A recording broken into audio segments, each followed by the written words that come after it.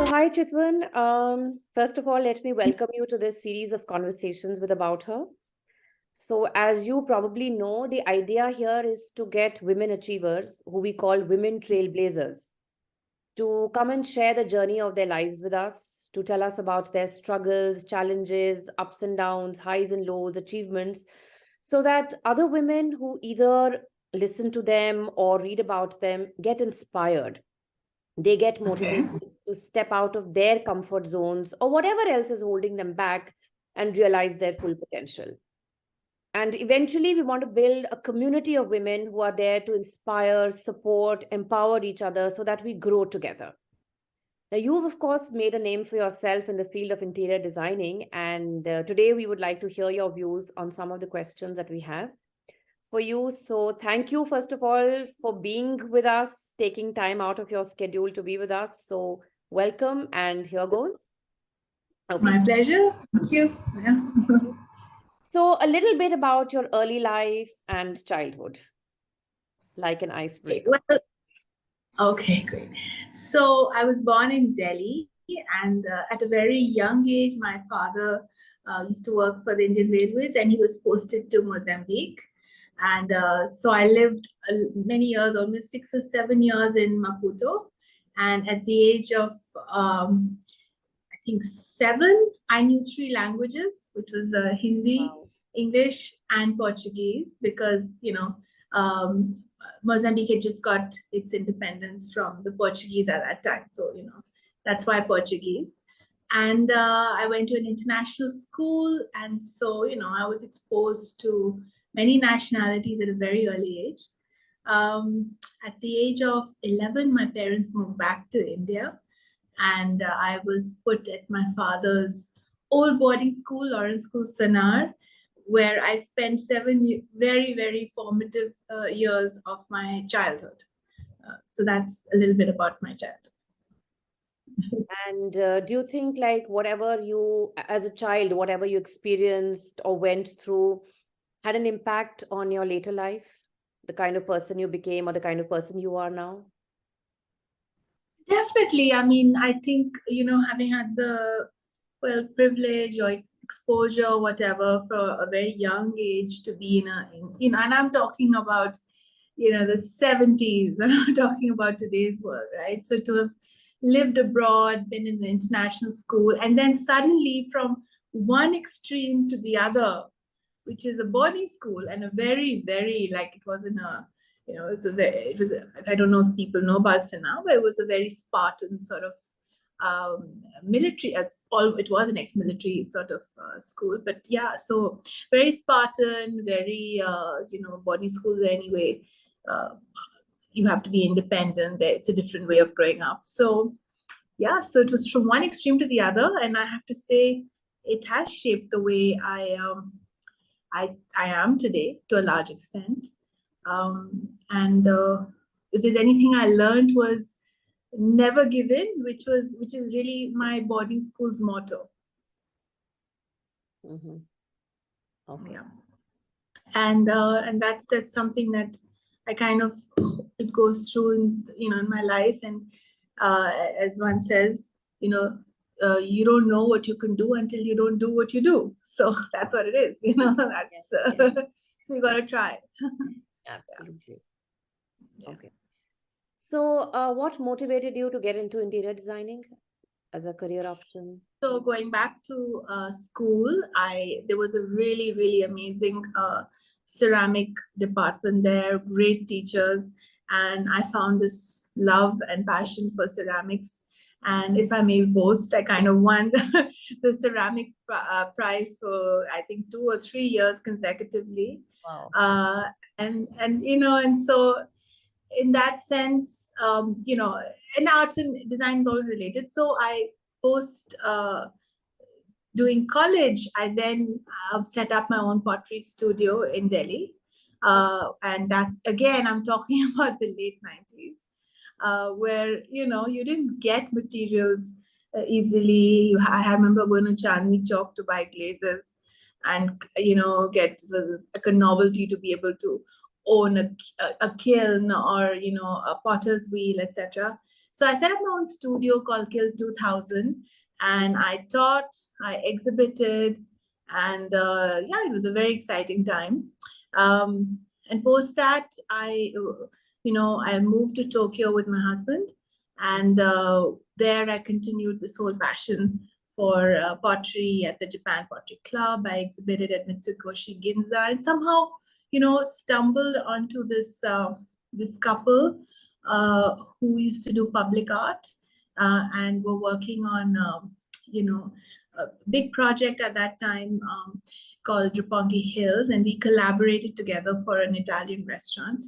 And Roppongi Hills at that time was something like what you'd have Horizon One, lots of very fancy apartments, bars, restaurants, offices.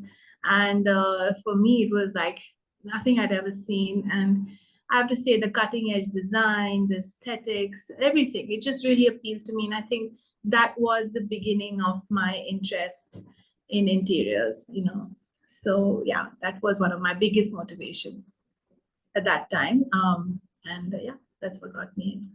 So despite moving with your husband to different places, you managed to keep the passion alive. Yeah, so, I'm sure we'll come to that later, but yeah, I did. I mean, I felt that, I was in a phase of my life where I just got married, and somehow my husband's job was something that required a lot of moving of countries, and also, the natural thing of having children. So, so I think post Tokyo, I spent a few years having children, moving countries, but of course, learning from every country and taking in all their aesthetics, their way of living. Every country has their own, just to let you know which countries: Singapore, and then London, and Dubai. And yeah, so once I sort of had kind of was at a stage where I felt, okay, I've had one child, I'm ready to sort of go back to working. There was a gap. So that's when I said, let me study interior design. And we were in London at that time, and my son was 2.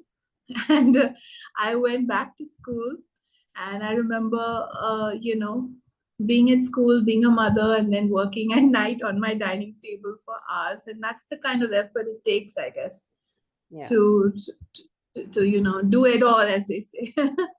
Yeah. So yeah. So a little bit about some of the challenges that you faced in your journey. I mean, how?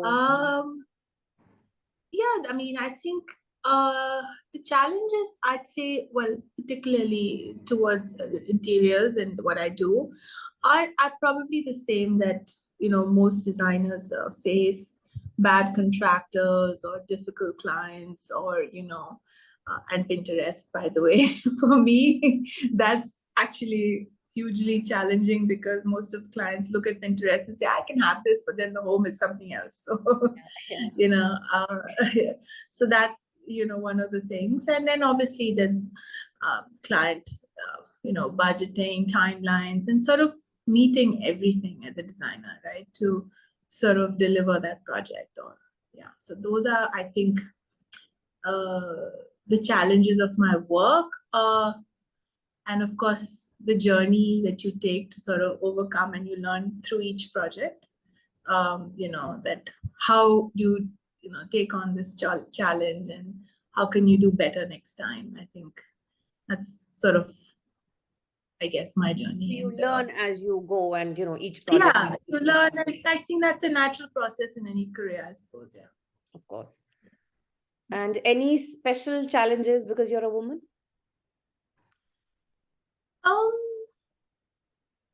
Well, yes and no. I think the world is really sort of changing, thanks to all the feminism and all that stuff there.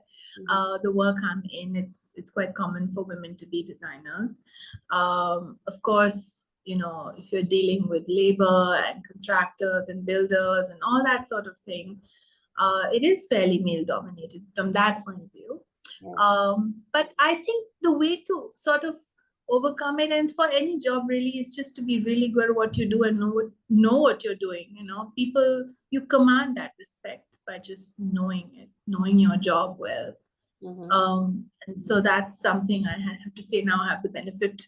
I'm sure there's a lot more for me to learn, but yeah, that's sort of the challenges and then how I overcome them. I think that's just really how, yeah, it's been for me. But any challenges you faced from home or something? So were you, I mean, able to get all the support that you needed to pursue your passion? Okay, that way. Oh, so okay. So from that point of view, I have to say that I have a very, very supporting family. And I think, to have a supporting husband and, sort of, and my children are now older, they like to take interest in what I do. So that's also very encouraging and supporting. Yeah, I wouldn't have been able to do it otherwise, for sure.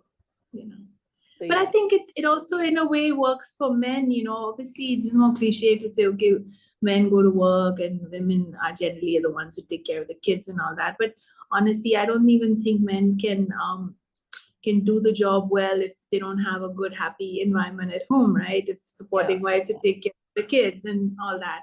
So I have to say my husband and I managed to balance it out.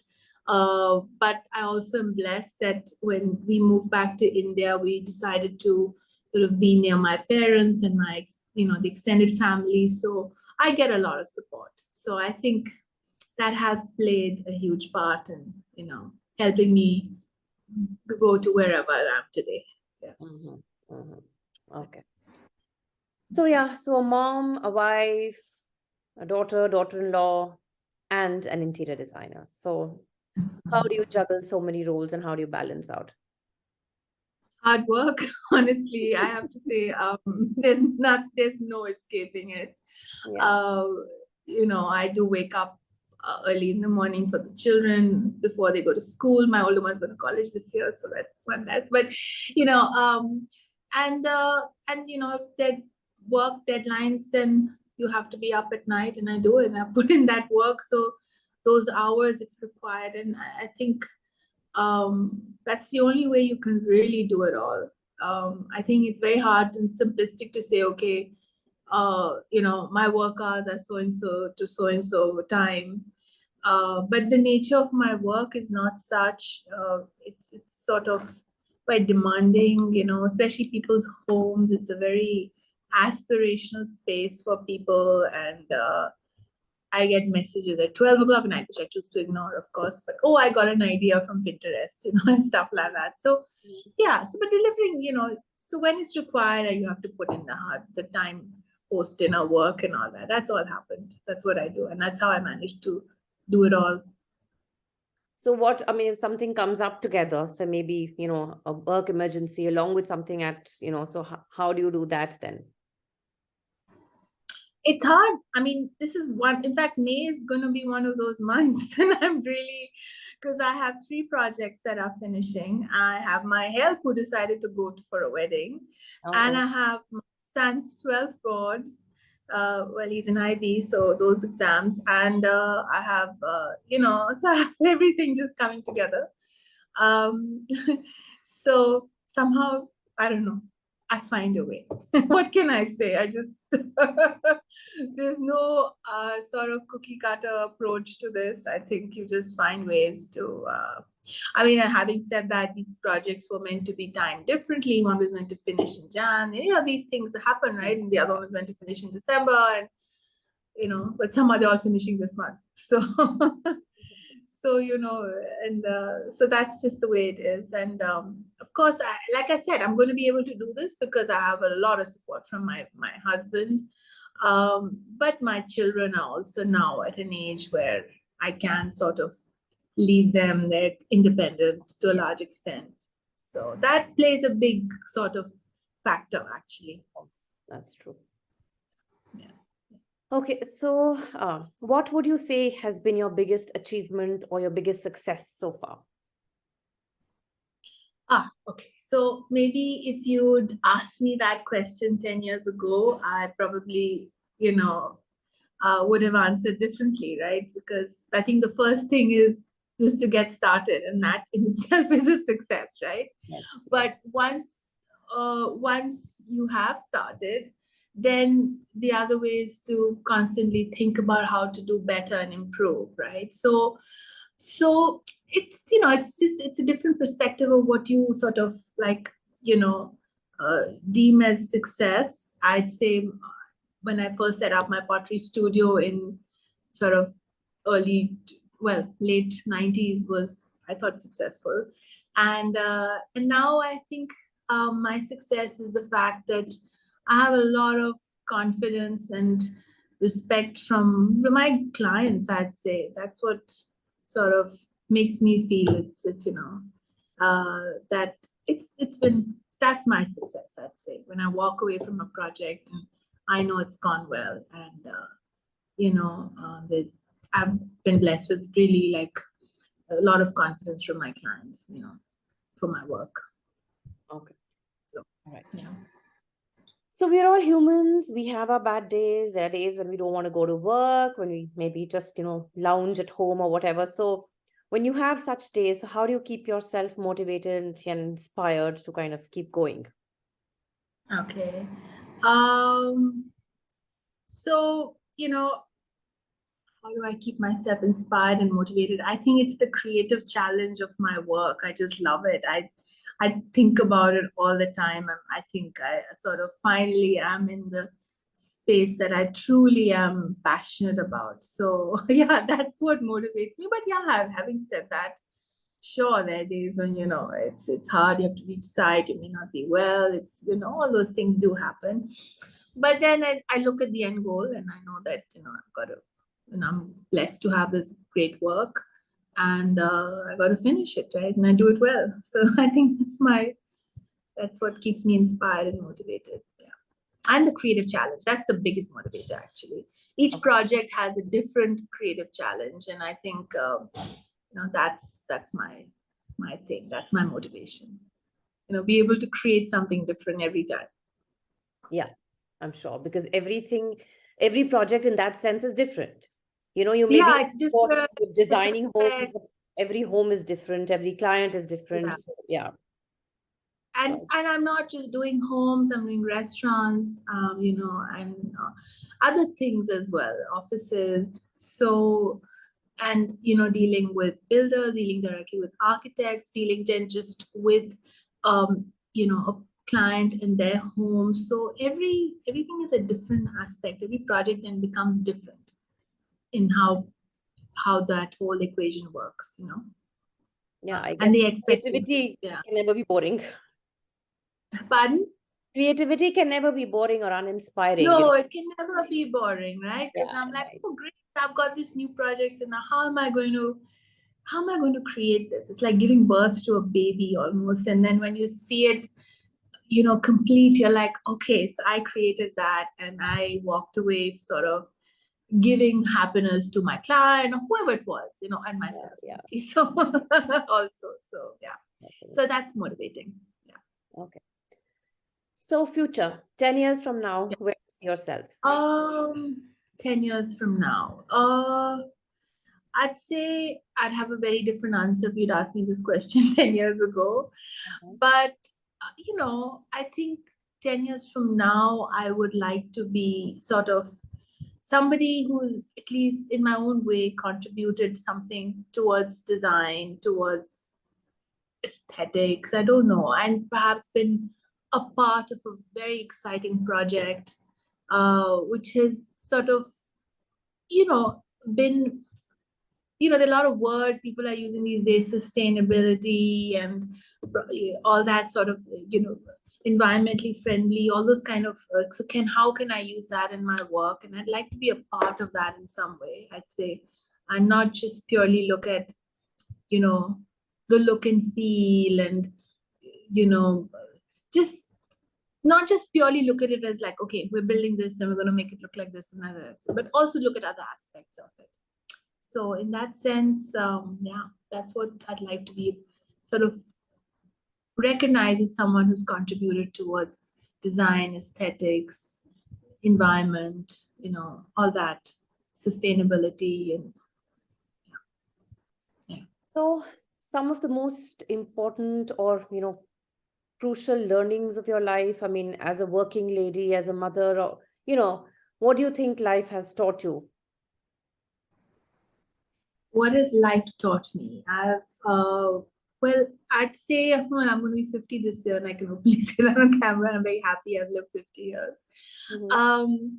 Is that be comfortable at the stage of life you're in and don't measure it with other people. I think that is the most important thing, because every situation is relative to whatever that person's personal circumstance may be.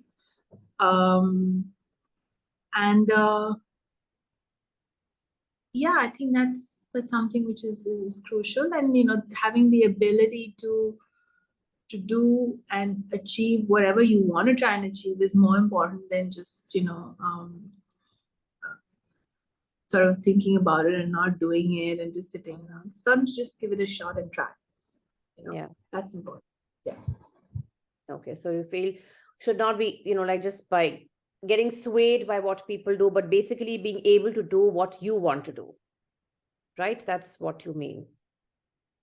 Oh, yeah, do what you want to do if you're privileged enough to do. I mean, it's also a very relative term in terms of sometimes it's a necessity and sometimes it's a privilege, right? So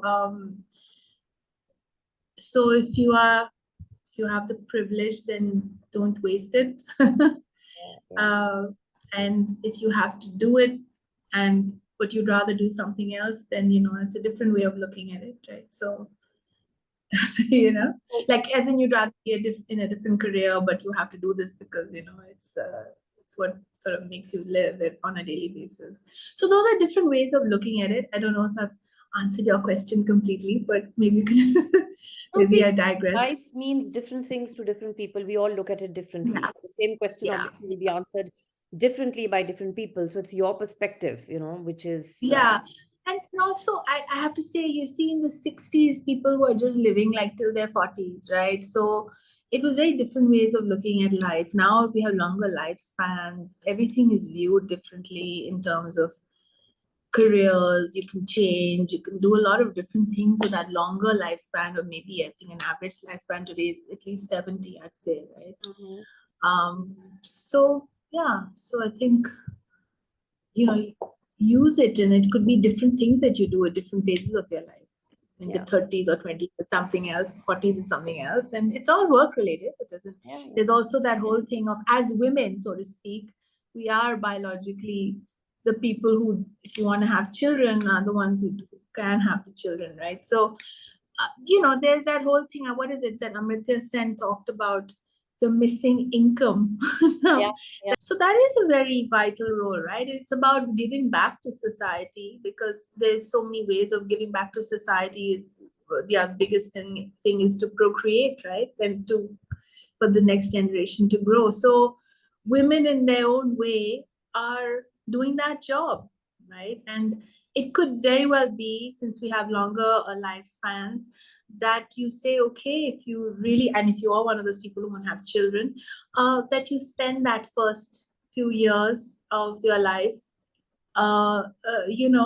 bringing up and raising good children who will make a difference in the world for tomorrow, right? Because that's really important to sort of have, sound, sensible, good children, because that's tomorrow's future. Absolutely. And that's a role you play. And then you can shift gears. I did it. I shifted gears from you know uh, doing pottery, having children. I even actually in between taught design and technology at the British School in Tokyo. I set up the department there actually when I was there. And so you shift gears, and then eventually into interiors. So that's what I'd say. Just be comfortable in that phase and don't try and chase it all, because I don't think it's possible. Yeah. It's not physical. Okay. There is a time for everything. Of course. Definitely. Yeah. So a woman who's done well for herself, who's made a name for herself, how does the world react to her? I've had very positive, so going by my sort of experience, it's been very encouraging, very positive. I think I think you'd be surprised at the amount of support you get, actually, at least amongst my friends, family. And if you're good at what you do, it doesn't come for free. I'd Of say course, it of comes course. by hard work. Yeah. Yeah, definitely. Then it leads to even better things. I think the response and the reaction is very positive. It's been very positive for me. So you Yeah, think to by and women. large, people are beginning to get supportive of women stepping out, doing their thing. And like you said, of course, you have to be good at what you're doing. But Yeah, to yeah, be able to prove that, you have to first have the initial support and encouragement because, even proving yeah, your mettle takes a while. So yeah, we are like, as a society, we have evolved where people are willing to give that opportunity to women to prove themselves. Is that what you're saying? yeah, Yeah. yeah.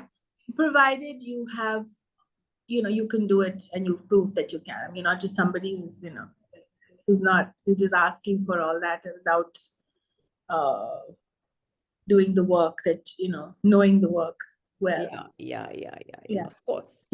So yeah, I think so. And I've seen it in various stratas. I mean, it's not just sort of, say, amongst my friends circuit. I've seen it in, you know, different circuit stratas in society. I think it's a very positive uh, reaction. Okay. And I know like the younger generation, I like my children's generation, or even maybe that's too far. I think women and men are going to be pretty much quite equal, I think, in how they work, how they maybe divide household chores, how they view things. I think it's going to become more and more equal. That's really positive. Yeah. Okay, so we were, of course, you mentioned about shifting gears and, taking on different things, like you also kind of done that in your life. And nowadays, you do come across people who maybe, have been pursuing a particular profession for a period of time, and then they decide to switch gears and they decide to do something completely different, or they could be doing two things together. Like, doctor suddenly Yeah. decides to become an author, or I mean, an author cannot become a doctor at a late age, but the Yeah. Yeah. person can. Maybe that Yeah. too will happen. But as of now, this is what we are seeing, a banker becoming a farmer. So why do you think this is happening, or what is it that is letting people do this? Longer lifespans, as I mentioned earlier. Yeah. Just that, as I said, 60s, people didn't live that long. I think average life expectancy was about 41, and today I think average life expectancy is 70. And there's just better medical health care, so you can live and work. You know, so yeah, shifting gears is probably going to be very common, and even more common for my children's generation. So yeah, So you think that's it's the longer lifespan or anything else also that you think is the reason behind it? longer lifespan, but also I think it's a very natural thing to sort of be in a career and suddenly realize maybe this wasn't for you. Mm-hmm. and and somehow just the way our education system and just the way our way of life is that you finish school and you have to suddenly decide what you want to study in university, and then sometimes you just do a vague thing, and then but by 21 you have to decide, right? And i I don't think a lot of people really even know at 21 if that's really the right career for them. So they may do it for a few years, and realize later on that perhaps they could do something different or build on what they've learned and then take it to a different sort of line of work. So I think it's all a lot of things are very transferable in terms of your learnings. So yeah, I think that's also a factor, of course, for people to change gears. Mm-hmm. It could also be sometimes due to unforeseen circumstances. I mean, maybe COVID was one of those things for a lot of people, right? I think a lot of people change gears post-COVID. Okay. I mean, for me, my career boomed. FYI. Yeah. So, because everybody wanted to think about their homes. Yeah. But for a lot of other people, they changed and they come up with some brilliant, ideas post-COVID. So yeah. So like they say different things to different people. I mean, the same thing can affect different people in different ways. So yeah. Correct. Yeah. So that's also part of the why things can change. It could be sort of unforeseen circumstances. It could be you just were in the wrong line, or maybe not even the wrong line. You just figured in your 40s or something that, hey, you could be better at this, and there's this knowledge you have which you could use in another space. Yeah. So, Something that probably you always wanted to do but wasn't able to do, and now you suddenly feel. yeah, but I have to say there is a certain amount of value in knowing something well, right? So if you have spent like 20 years working in a certain space and then suddenly you want to change, so you've got to you'll have to go down that ladder, to learn the new ladder of work, right? So you got to be prepared for that. Of course. Yeah. Can't be half-hearted. So like even with my work, I may be doing very different kind of work today, but I also started off somewhere, right? And it wasn't so glamorous in terms of my projects before, right? So you learned the hard way. Okay. So, successful woman, any piece of advice that you would like to give to young girls who are on the threshold of their personal lives, professional lives, just, kind of setting out in their maybe early 20s, mid 20s, anything that, because see, women as compared to men do have a different role, and, they have many more roles and many more responsibilities. So, Correct, yeah. I mean, if you were to say guide someone or, tell them how to maybe, lead their lives, what would you like to tell them? I'd say that, I mean, like I said, it's a very relative question in terms of where you're coming from, and in that time of your life and your space in terms of financially and a lot of other external circumstances, right?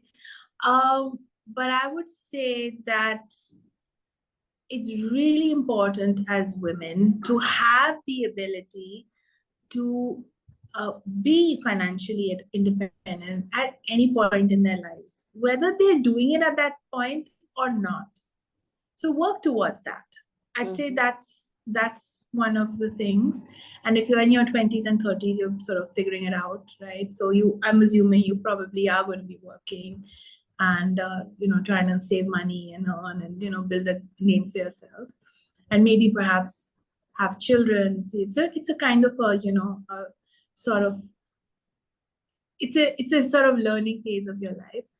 But eventually, I think that's what I would sort of say, it's not about wearing it on your sleeve, success or financial independence and all that, but to have it quietly, and even if you're not working, know that you can be independent at any point if the need arises. Is really one of my sort of things that I would sort of tell my daughter or anybody sort of moving ahead. So which means you've got to be up to date with the world, and you can't be sitting at home and just sort of closing your eye to the world and what's going on, and thinking, okay, you can. So there are a lot of ways of doing it. So yeah. So you think financial independence is very important. You may not be, doing it right now. You may not be independent at this point because of various reasons, but you should have the ability to become independent when the need arises. Yeah, and if you need to be, and you don't have to sort of wear that on your sleeve and sort of say, okay, this is how I measure success because I have so much money, or I have this or that. I think it's more about, there are a lot of there's work satisfaction, which is so important. Sometimes it's not only monetary, right? You can be doing a job where you just truly want to do it, and it's maybe if you have that privilege, and it's not maybe so well paid, but it's going to make you learn a lot of hard lessons, or maybe sort of make you better at what you do. So yeah, I'd say so that is it. And that just have that up your sleeve always in life, but you can be independent financially whenever you want to be, have a career, have whatever, but you don't have to be shouting it out, and you don't have to be sort of saying, "This is how successful I am," etc. That's it.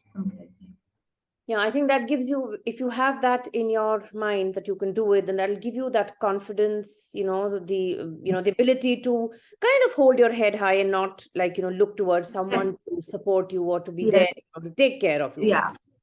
Yeah. Yeah. Because you don't know, right? Life can always throw you all sorts of Oh, yes. spanners. Do that. So, I to a large extent, I'd even say that to men, right? I mean, it's just something you should always have that ability to be able to stand up on your feet and hold your head up high. And it is unfortunately a financial thing as well. Of course. So, yeah. So don't ever give up on that. All right. So they say a woman is a woman's worst enemy. You agree? Maybe, yeah. Sometimes could be. But why? Why is it like, is it something that we are made to believe, or is it really true? I don't know. Maybe we overthink things sometimes. Is that a woman's nature? So that could be one of the reasons. I don't know. It's just, what are your thoughts on this? Just out of your interest, sort of question. I didn't think. Feel that sometimes, maybe we are made to believe that because, see, I mean, if you're really open-minded and if you kind of, the way men are with other men, there some kind of professional jealousy, all these things are always there. Two human beings, sometimes, you do feel jealous of somebody and you do have that FOMO and all of that, but it's natural. Why do we, I mean, I just feel that we've been made to believe that a woman is like that. Even a man can be a man's enemy. Yeah. Why is it always a woman who's talked about? I mean, it's not necessary. So I just feel they just kind of harp too much on it, and like, it's not that true either. Because sometimes, yes, maybe out of insecurity, because it's a male dominated world, and maybe because of the money that a man has, you may be fighting for that, but at the end of the day, if women get together, I have a very interesting perspective on it. I think that somewhere man, as in man, realize that if women get together, because I think emotionally women are stronger, they may just rule this world. So they decided to divide and rule. That's my view. I mean, it could be. I personally don't dwell on that because I love sort of sharing. I feel the more you give, the more you get back, honestly. Yeah, absolutely. And I've seen that happen in my work. I'm happy to recommend people. I'm happy to, I feel there's even enough work for designers. Yes, there's enough for everybody. You just have to build your own sort of area of expertise, and whatever, people come to you for various reasons for work. So I don't think of that too much. I actually like to support other women because I got somewhere because one of my girlfriends gave me a good first break, right? So one of my girlfriends from school. So, of course she gave me that break because she saw I was putting a lot of hard work. Yeah, that's true. But that anybody else also would have given you a break only if you were good. Yeah, that is there. Yeah. So, so I feel women, they're all types. Yeah. So I've not faced this till now, touch wood. And so why focus on the negative? Let's look at the positive and be there for each other. Okay. Yeah, I would say absolutely. Well, I like to personally do that for sure. Which is what we're doing right now. Yes. Yeah, as long as exactly. And as long as they're not taking away my clients and things like that, I'm okay. Yeah, absolutely. So yeah, it's all okay. I'm happy to share with whatever. I'll get back. Yes. That's the way and I think everybody has their share of, you are born with a certain destiny, and certain things are meant to happen, and they will happen. Yeah. 100%. Okay. So finally, can a woman have it all? Well, you can, as long as you sort of are realistic about what is all, So and you're realistic in terms of what you want out of that phase of your life, and if you say, okay, maybe these are the years I want to have children, these are the years I want to have really, but take my career up a notch up or whatever. This is where I want to be a great wife or a great daughter-in-law, great daughter, whatever. So I think you can have it all if you're just realistic, because you can't do everything all the time. Yes, It's not physically possible. No, it isn't. Right? So if you're realistic about how your lifespan is going to be and what you want out of it, I mean, I am surrounded, I have to say, by very strong women. My mother, my sister, so yeah, I think everybody is very content in whatever they've done. My sister doesn't want to have children, so she's very happy that way. So it's all about how you view your life, and you can have it all if you set your goals in the right way. So maybe not, like I read somewhere that you can't have it all at once and at the same time. So it depends. That's what, exactly. You've said it perfectly. Yeah. Correct. So yes, it depends on the phase of your life, what you want in that phase. And of course, you have to put in the effort for that and all of that. But yes, you can't like grab it all. You can't, say, be greedy and say that I want everything right now and my way. Yeah. It's just all those movies that, okay, you just had a baby and you're breastfeeding and you're trying to like be top in your career and you're trying to be like this great wife and you're trying to have a great social life and you're trying to that's all in the movies. It's all in the movies. It's not happening in reality.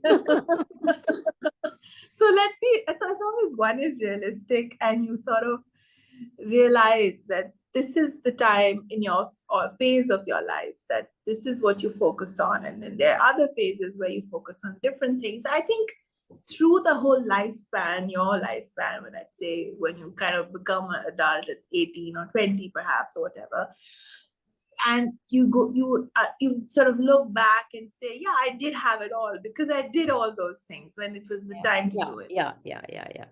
So that's what I'd say, is when you can have it all. Okay. So I guess that's it.